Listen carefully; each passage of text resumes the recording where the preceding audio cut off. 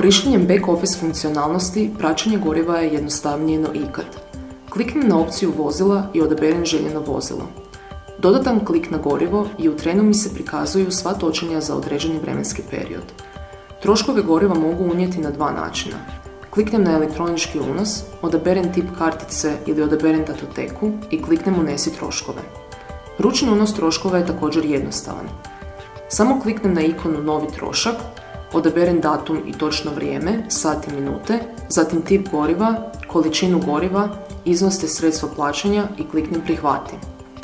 Unos goriva automatski se prikaže na ekranu. Sustav također locira i prikazuje točnu lokaciju postaje gdje je gorivo točeno.